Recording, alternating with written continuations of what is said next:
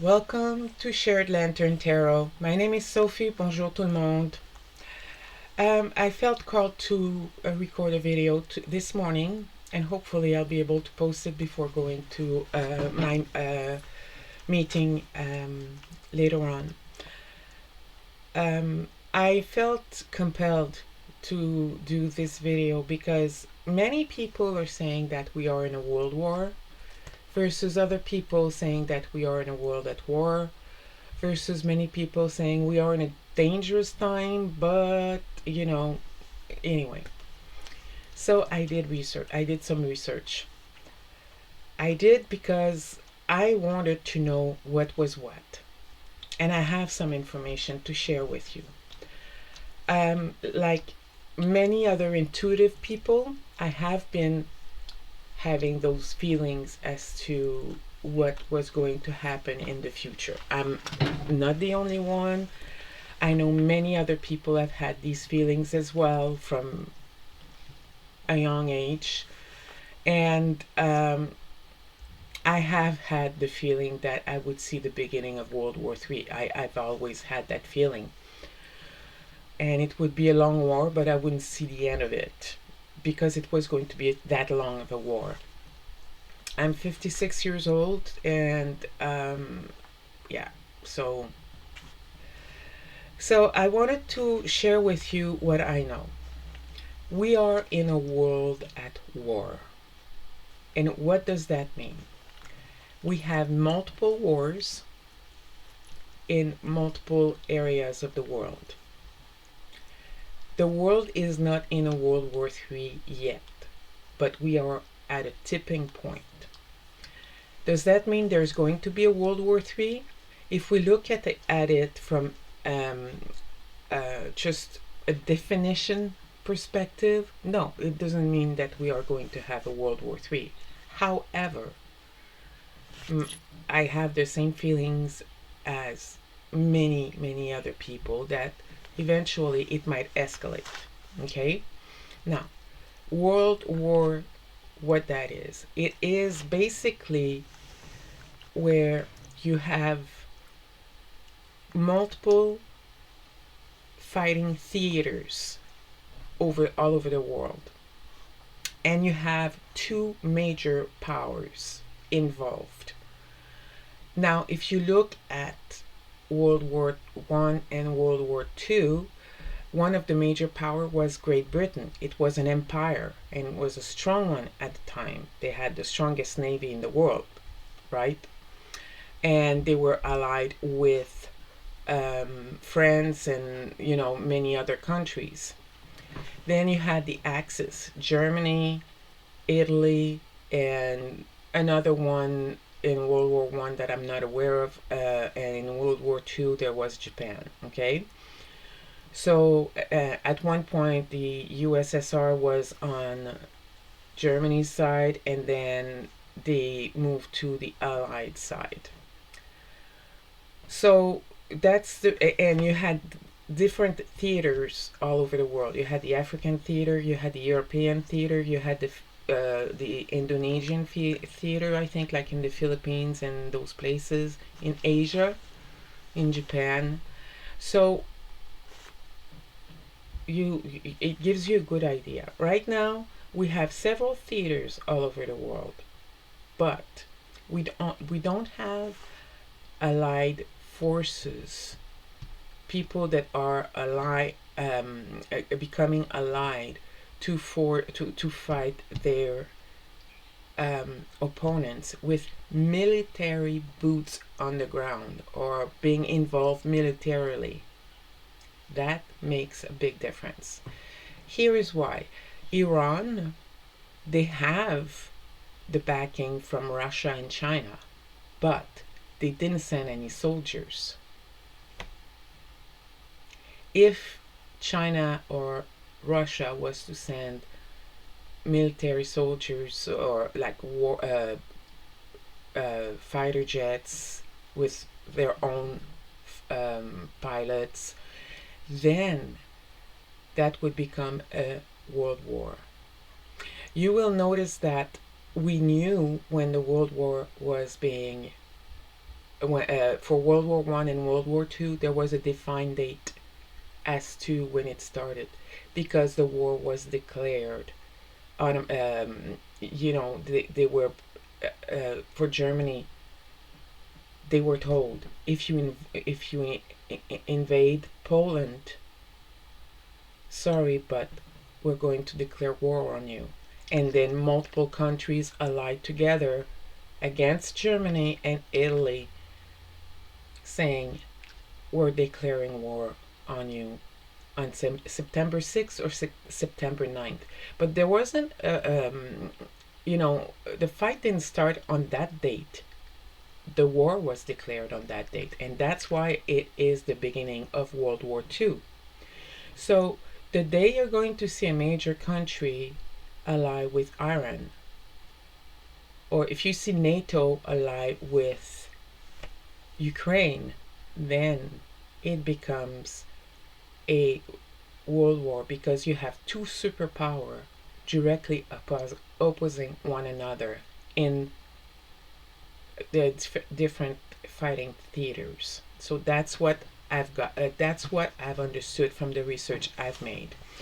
Now, and if there are some 5 flashpoints that I was able to look at for a world war to be declared, and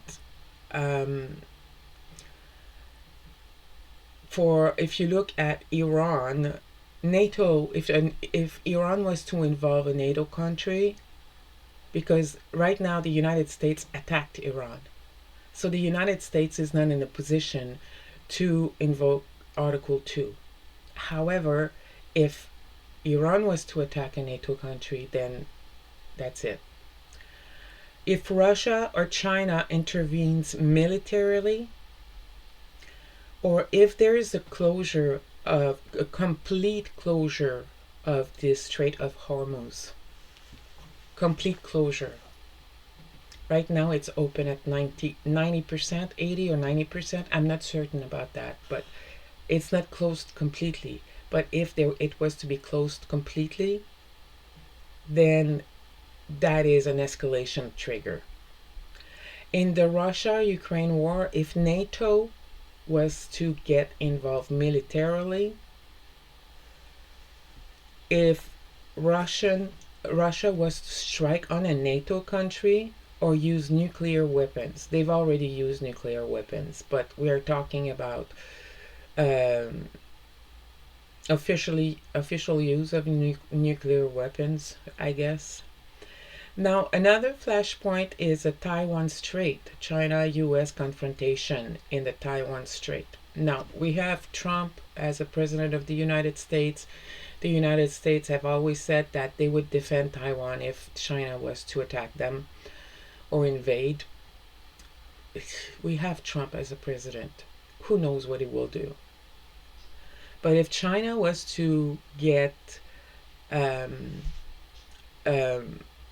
invade or blockade of Taiwan, U.S. military intervention, and Japanese involvement, that would be another point where World War III might start.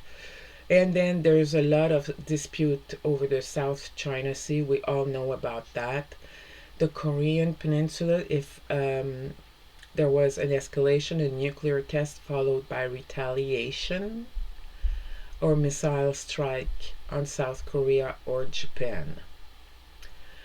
We also have other flashpoint. They're not as risky, but they're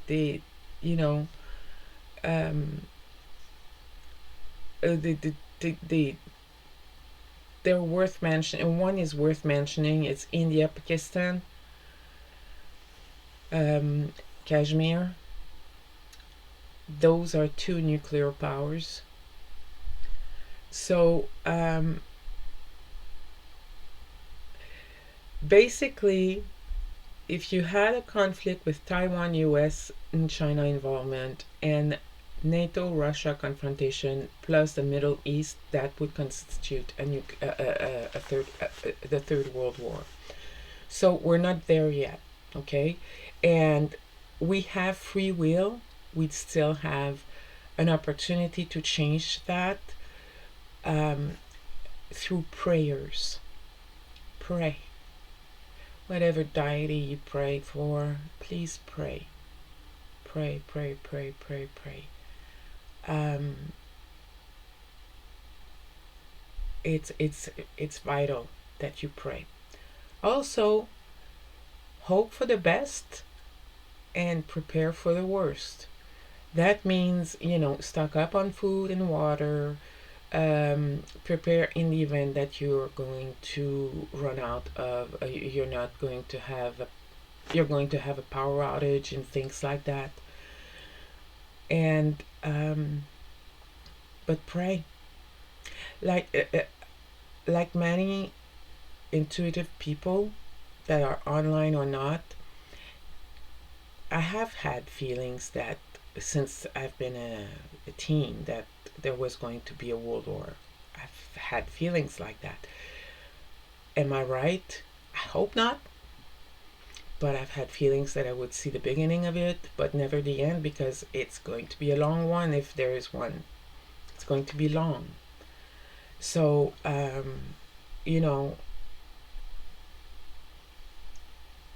just pray. Keep a positive outlook on things. We're not there yet. Okay? We're not there yet. I know very good psychics that I watch that are saying we are there, and I understand why they are saying that, because it's not a good situation, and this could be the trigger that brings World War III. It could very well be the trigger. I just hope that we're going to change it with our inner lights. So pray, please pray that we're not going to get through World War III.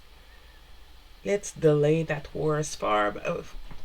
Let's never have it. Okay, let's never have it. So I'm going to pull a card. I'm not doing readings right now, but I am going to do some later on today or tomorrow. But for now, I'm just going to pull a card from the healing mantra from Matt Kahn. I like his cards because they're positive, and that's what we need right now. We need to be positive. That's why I talk a lot about the gratitude journal. Know what you're grateful for and why you're grateful for it, because it brings light within us. It makes us feel warmer inside, and it's easier when we feel that way to pray and to bring light to the world. So that is very important. Okay, balancing. I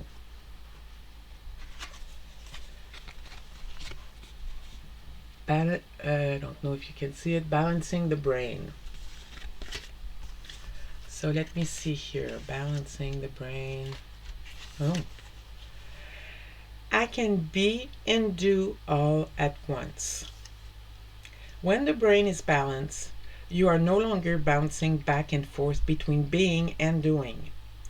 You allow each action to be expressed from a space of mindfulness, peace, and ease.